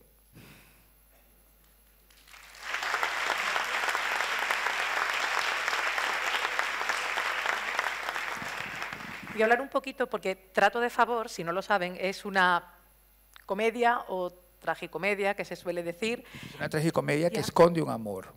Así la definió mi marido y fue perfecta. Yo lo decía así en todas las ruedas de prensa. Es una tragicomedia que esconde un amor. Porque Trato de favor es una prisionera que en la cárcel sale del armario. Esto ya está dicho todo más fácilmente. Fue difícil porque se supone que es una actriz y cantante, porque tiene que cantar, muy famosa, y todo el mundo pensaba que era Pantoja. Pero no.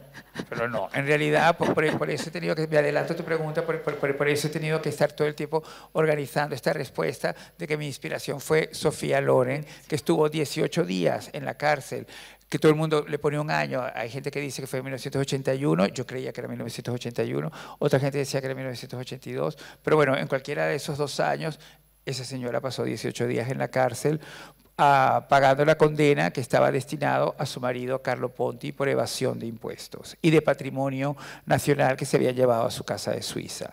Entonces ella lo que pasa es que viaja en un momento determinado cuando está procesada y está procesado Ponti, y es ahí cuando la detienen. Pero luego hacen el arreglo para que ella pase esos días nada más. Y supuestamente en una noticia que yo leí en Caracas, preocupadísimo por Sofía Loren en la cárcel, comprenderéis, pues Sofía Loren era claramente uno de esos nombres que yo ponía en mi tablero de ajedrez, ¿entiendes? Entonces, claro, el hecho de imaginarme a Sofía Loren en la cárcel, mi preocupación era si tendría peluquería, si podrían cuidar la manicura, si iba a ir con las gafas esas increíbles de Sofía Loren.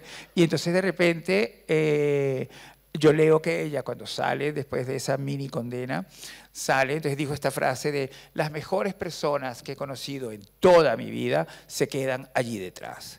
Y señaló hacia la cárcel. Y eso fue como una gran frase, Bueno, voy a respetar el aplauso porque es a Sofía, porque la frase no es mía. Pero bueno, entonces, en cualquier caso, años después, cuando ella hizo Nine, Vanity Fair, la revista, Lourdes Garzón, me invitó a que yo entrevistara a Sofía Loren para ese número y por ese motivo.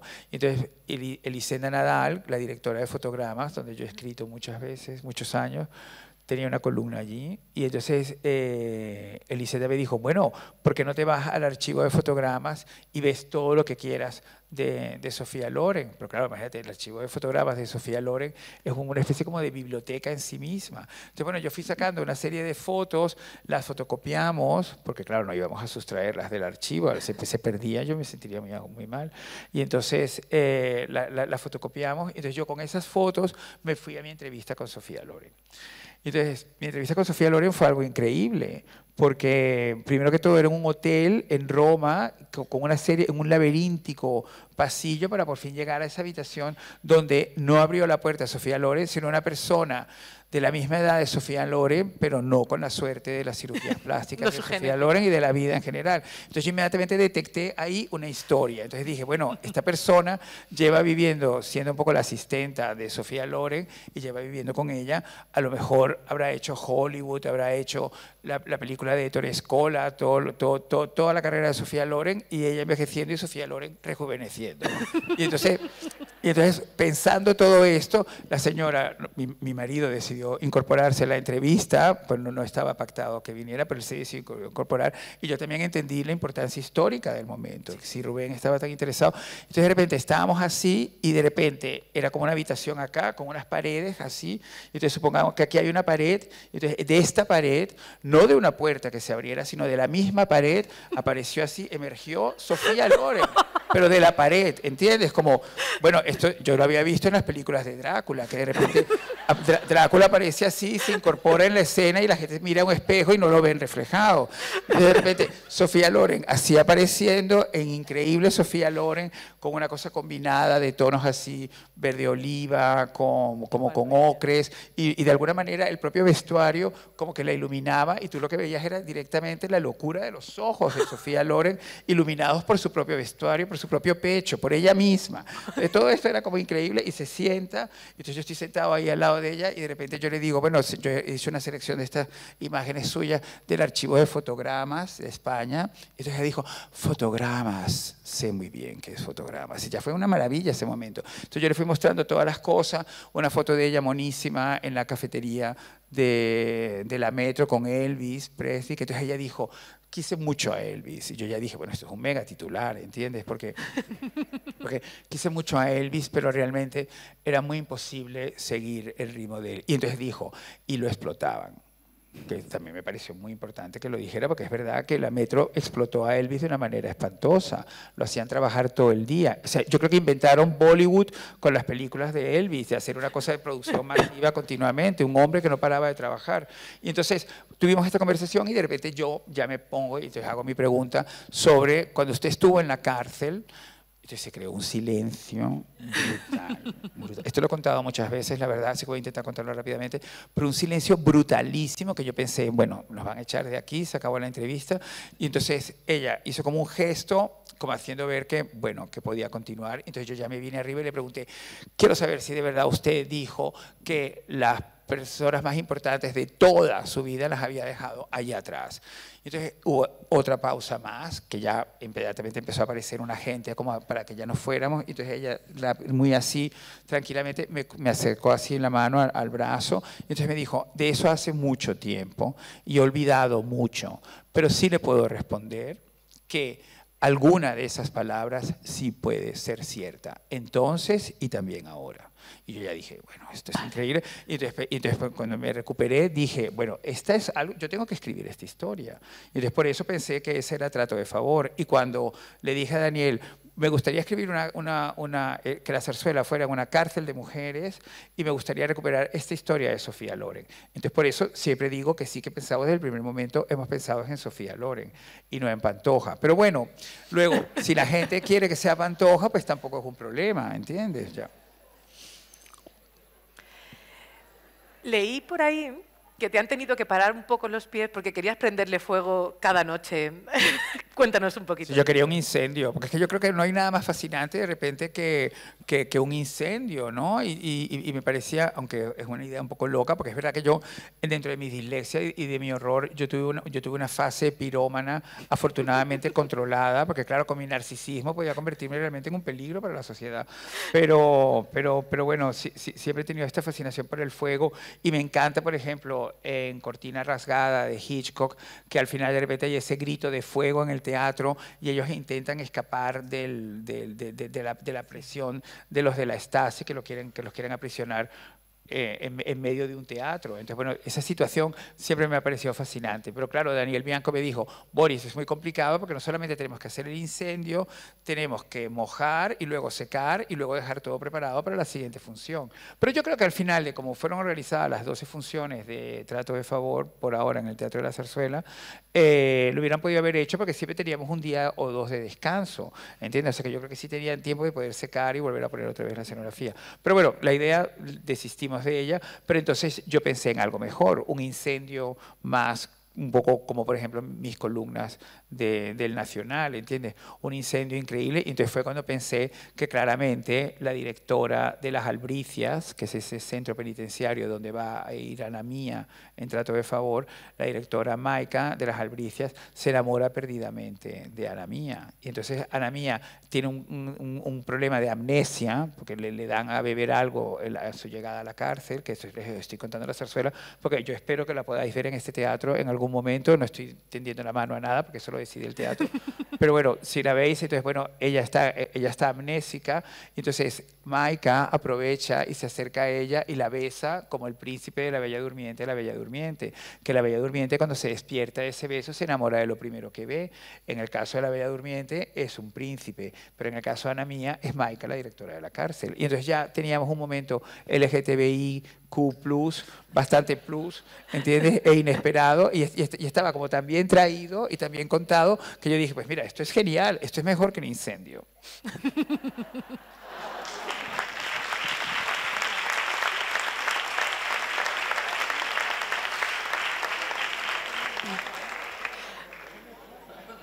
Sí, voy a ir ya. Siempre me regañan porque yo también me alargo. Bueno, a ver, ahora tengo que elegir a ver qué pregunto. Has hablado varias veces de la dislexia, no me salía la palabra, y los problemas de aprendizaje. Creo que es algo importante recalcarlo porque evidentemente ha dejado de ser un problema. Como podemos ver. Sí, bueno, afortunadamente, ¿para mí o para la sociedad? Es decir, afortunadamente lo ha dejado. Bueno, de hecho, hemos tomado un café con hielo aquí en la cafetería, aquí detrás, y el chico detrás de la barra se acercó para pedirme una foto y me dijo, yo soy disléxico, y me encantó, nunca me había pasado. Entonces ya me quedé mirándolo un poco, es verdad que ya lo había visto un poquito al entrar, pero me quedé mirándolo un poco más, ¿entiendes? Y entonces me pareció maravilloso que también me identificara como disléxico. Es verdad que mucha gente utiliza lo de la dislexia como una excusa, a veces, como también muy equivocadamente hacen con el Alzheimer, cuando de repente no se acuerdan de algo. Yo no creo que sea correcto de ninguna manera. Pero sí pienso que ser disléxico ha sido algo tan importante para mí como ser homosexual, te quiero decir, porque ha determinado muchísimo mi conducta, mi forma de ver la vida y mi manera de enfrentarme a la vida, y también yo creo de sobrevivir, porque mi mamá se dio cuenta que yo no me movía bien y que parecía a veces que me desorientaba. Entonces me desorientaba porque no había manera de que entendiera las cosas, me costaba muchísimo entender izquierda y derecha, sigo todavía teniendo ese problema, hablando, ¿entiendes? Y eso se sumaban más y más cosas.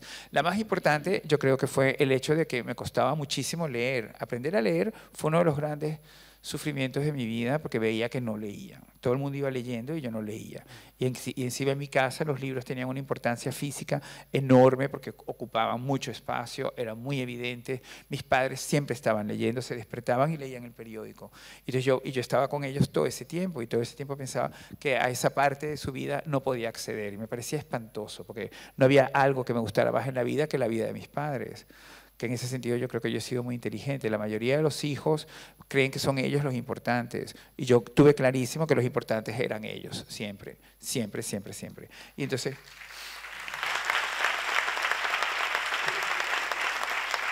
Y yo creo que eso me enseñó varias cosas que también son muy importantes. Yo respeto muchísimo a mis mayores de todas las maneras posibles, también respeto muchísimo a mis referencias, respeto muchísimo mis maestros, que he tenido maestros extraordinarios, como te decía antes, Cabrujas, Sardá, que han sido maestros, personas de una referencia enorme en mi vida, completamente. Terence y Mox, que siempre tenemos que recordarlo.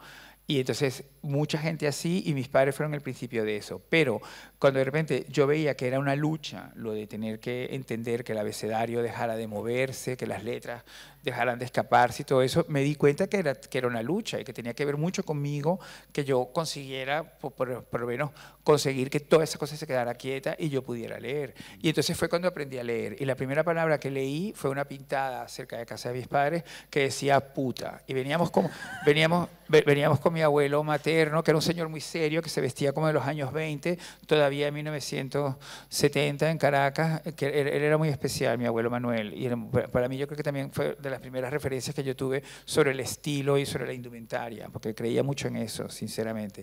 Entonces de repente mi abuelo se giró y le dijo a mi mamá, ¿pero qué está diciendo este niño? Y yo le repetía, puta, puta, puta, porque fue lo primero que leí, fue mi primera palabra. Pues a lo mejor era un poco destino o no, pero bueno, no ha sido tan destino, porque yo creo que yo todavía no he cobrado nunca por hacer el amor, que me da mucha pena, porque creo que habiendo sido la primera cosa que leí, pues podría haber aprendido a hacerlo.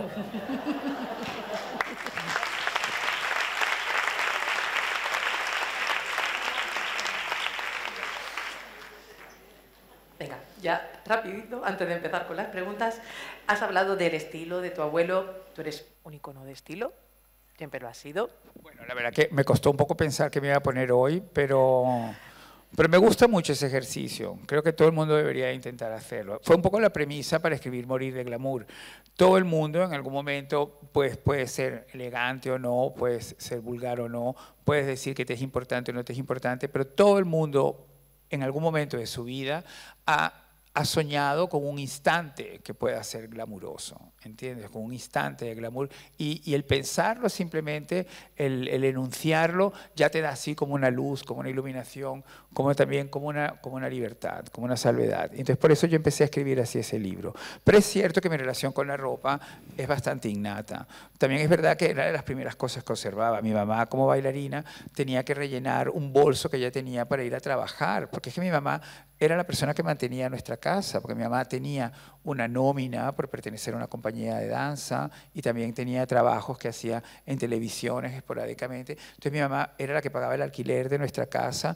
En realidad mi papá estaba allí soñando con que iba a escribir y un poco viviendo así como Aznar cuando Ana Botella estaba haciendo las oposiciones como abogada, por ejemplo. ¿Entiendes? Era un poco esta relación. Y entonces bueno, que esto es verdad. Cuando Aznar apareció en nuestras vidas fue lo primero que supimos, que Ana Botella era la que trabajaba en esa casa. Y entonces, bueno, esa era mi familia. Entonces mi mamá tenía que rellenar todos los días ese bolso, que ya era una monada en sí mismo. Entonces yo veía toda la organización, las zapatillas al fondo, luego los calentadores, luego las mallas, las piernas, el leotard arriba, una cosa absurda que se ponen en los hombros, porque es una gente que está sudando y luego fumando mucho, pues los bailarines son muy tremendos y están todo el tiempo movilizándose, no se sabe muy bien si comen o no comen, todo ese tipo de cosas.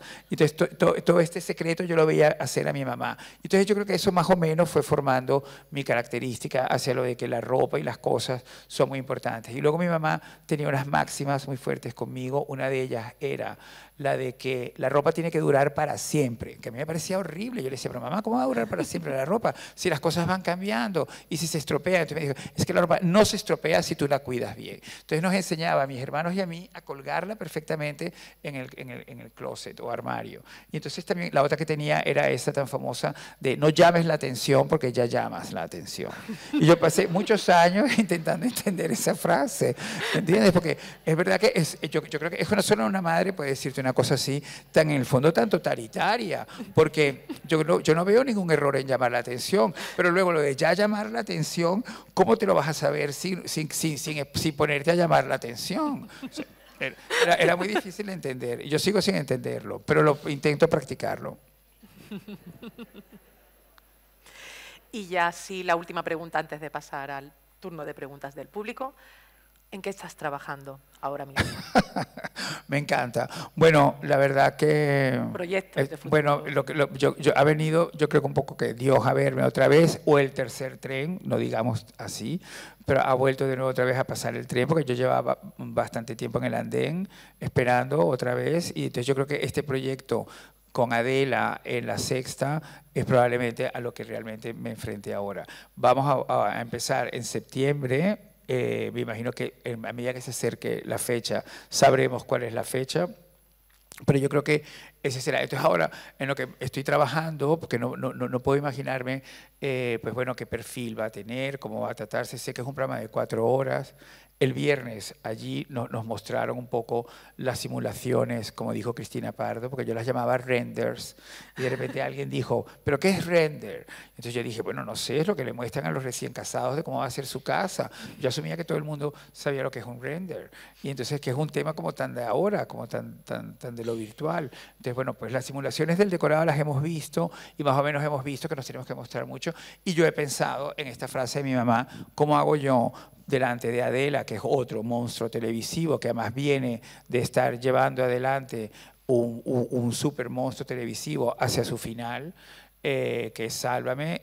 ¿Cómo hago yo para no llamar la atención y no ponerme a ponerle piedras a ella en el camino? Que desde luego no es para nada mi intención. Pero también es cierto que quizás mi máxima intención ahora en mi carrera es conseguir estar totalmente en silencio, con la cámara muy cerca y ser un poco como Greta Garbo en el final de La Reina Cristina, que es un primer plano de casi 1 minuto y medio, que es muchísimo tiempo, donde ella no dice nada, porque le ha pasado de todo en la película. Entonces, claro, el final es lógico que fuera así. A mí me parece que a mí me ha pasado de todo en mi carrera y también en mi vida, y me encantaría terminar mi carrera en la televisión completamente mudo y con un buen primer plano.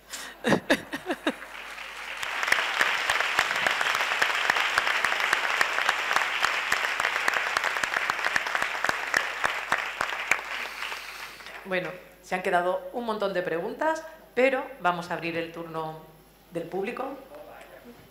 Sí. Aquí estamos, no nos vamos a ir. Como digo siempre, aprovechen esta oportunidad. Qué bueno cómo se encienden las luces.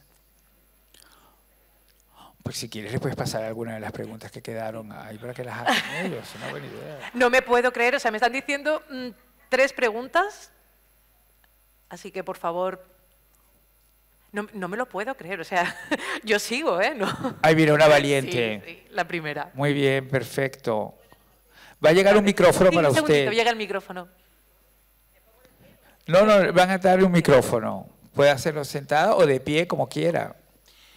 Buenas tardes. Bueno, en primer lugar, gracias a la UCA y al alcalde de San Roque por habernos invitado a los alumnos del aula de mayores, que estamos aquí, y voy a hacer una pregunta en representación de todos ellos. Has estado hablando antes sobre la zarzuela, sobre cómo el público es un público fiel, pero mayor, no viejo, mayor, ¿vale? Por eso no somos aula de mayores, no de viejos. Y con ese libreto, esa partitura, esa letra tuya, tratabas de dar frescura a la zarzuela. Entonces yo te pregunto, con ese refresco de esa letra y esa música nueva, ¿se ha logrado o se va a lograr que el público se incorpore el público joven? ¿O no? Bueno, ¿o eso ya es una cosa perdida? Afortunadamente se ha incorporado. Y lo veíamos. Yo decía, bueno, esto parece Benjamin Button. O sea, la gente ha empezado de una manera y va rejuveneciéndose y rejuveneciéndose. Y era muy fantástico. Pero cualquiera que... Bueno, también es cierto, por ejemplo, que al utilizar usted la palabra mayor, la televisión se ha convertido en un medio de comunicación que es consumido básicamente por personas mayores. Es un tema de conversación que yo creo que es interesantísimo. A mí me parecería que daría para un tema estupendo para estas conferencias, porque es cierto que el público cautivo ya no tiene menos de, está entre 45 y 60 años, que yo creo que son las edades donde mayor se acepta más comúnmente. Entonces también yo me encuentro en mi propio medio en el que he crecido, que también me voy haciendo mayor y mi público también se va haciendo mayor. Entonces yo por eso mi relación con lo mayor cada vez es de máximo respeto, y yo creo que no es una buena idea intentar rejuvenecer. Por rejuvenecer. Lo importante es descubrir los sitios, ¿no? Yo creo que esto me parece que sería el verdadero mensaje.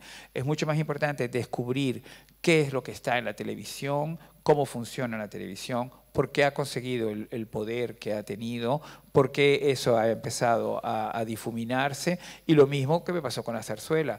¿Por qué es atractiva la zarzuela? ¿Por qué gusta tanto? qué es lo que manifiesta, qué despierta en las personas que la escuchan, antes que simplemente ponerte en el plan de que hay que rejuvenecer como si fuera un edificio que derribas y acabas con toda su historia y con toda su arquitectura, simplemente por el hecho de hacerle una cosa nueva y ponerle unos postigos nuevos y unas historias nuevas. Yo creo que eso no es el camino, pero sí creo que es muy importante también hacerse mayor y saber hacerse mayor. Yo estoy encantado de cumplir 60 años. Cuando los vaya a cumplir, me queda todavía, yo creo que 1 año y medio, porque bueno, mi cumpleaños es en septiembre. Todavía tengo 57, voy a cumplir 58. Pero yo creo que esos 2 años van a ser brutales en mi cabeza. Estoy totalmente convencido de ello y esto es lo que hablo generalmente con mi terapeuta. Y yo lo veo él mismo, que él se va como enalteciendo con estas cosas y a veces sospecho que anota y le dice las cosas que yo le digo a otros pacientes suyos. Pero bueno, esa es la relación que uno tiene a tener con su terapeuta. Pero creo que es muy importante hacerse mayor y creo que a eso es a lo que tenemos todos que realmente enfocarnos. No es un final, sino un nuevo principio.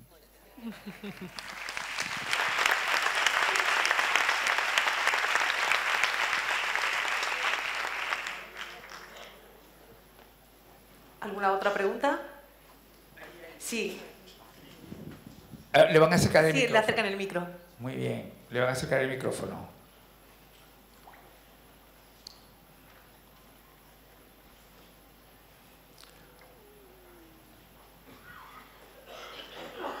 Muchas gracias. Yo soy Santiago Sarmiento, soy de Algeciras, pero vivo en Caracas desde hace 40 años. Es verdad que Miguel Bosé te dijo una vez en Caracas, ¿qué haces tú aquí? Vente conmigo a Madrid, y te trajo a Madrid. Bueno, es verdad, pero lo que me dijo fue, tú aquí eres un perro verde, que es una expresión que luego yo entendí que era más cogida de su papá, de Dominguín, que del mismo.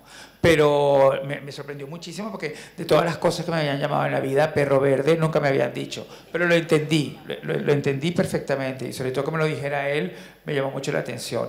Lo increíble fue donde estábamos. Miguel en esa época se alojaba en el Hotel Eurobuilding, que seguramente usted conocerá, es un hotel que, como el que hay en Madrid, se hizo en esa Caracas esplendorosa de principios de los 90.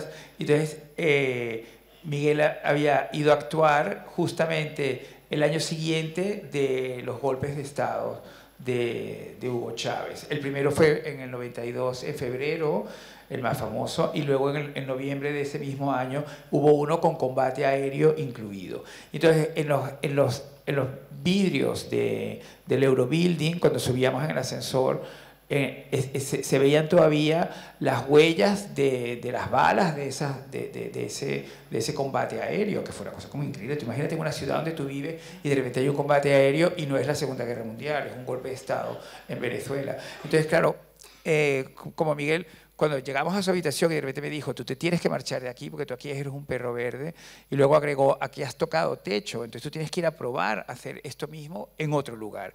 Entonces, la verdad que el alcance de esas palabras, yo creo de alguna manera que lo he demostrado con mi carrera, pero y también con entender que tenía que agarrarme de esa idea y entonces venirme a España. Ya conocía a Rubén, no es por nada porque está aquí sentado, pero ya nos conocíamos, ya salíamos juntos, ya vivíamos juntos. Y también es cierto que yo tenía un poco como esa cosa de que esa presencia en Caracas estaba dominada porque me iba a devolver a Santiago de Compostela al menos, pero yo me agarré de las palabras de Miguel y pensé, bueno, paso de Santiago de Compostela, ya encontraré la manera de que Rubén pueda venir, pero me voy directamente a Madrid. Y estoy muy contento de haberlo hecho de esa forma.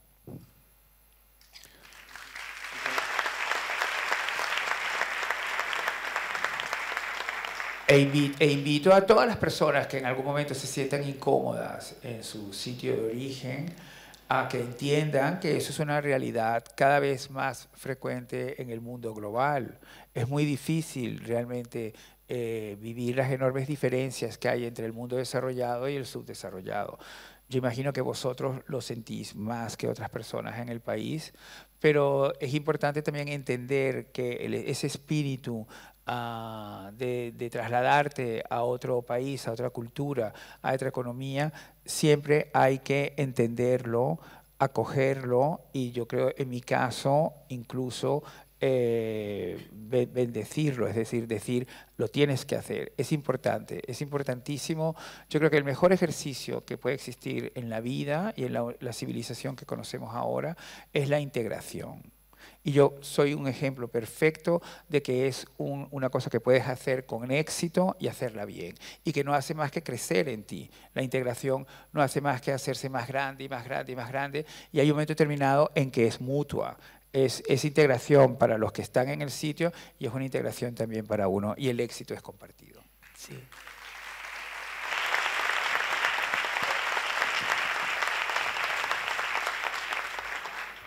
Y ya una última pregunta.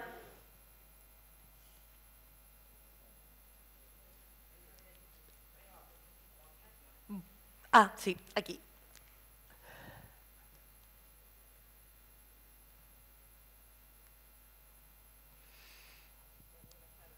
Más que una pregunta, es más bien una observación. Soy madre de dos disléxicos, ¿vale? Entonces, bueno, incluso ya al final de mucho trabajo con ellos, pues incluso ha habido veces que las dudas han sido las mías. Yo al final he adquirido más costumbres de ellos que ellos mías. Después de escucharlo de hablar, pues me voy con la sensación de que más de que una dificultad es una facultad. Ay, gracias. El tener esa dificultad, porque observo en los míos que son muy artistas y de usted saco pues que es un artista.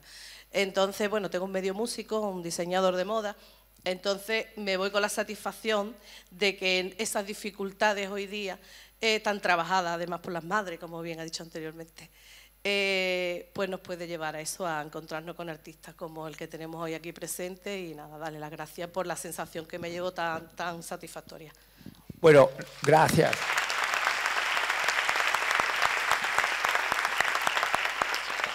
Mire, no quiero que piense que me quiero aprovechar de usted, pero la verdad me parece tan hermoso lo que acaba de decir, que creo que son mejores palabras para terminar este encuentro tan bonito, las suyas que las mías. Así que por eso muchísimas gracias y un aplauso para usted y para sus hijos.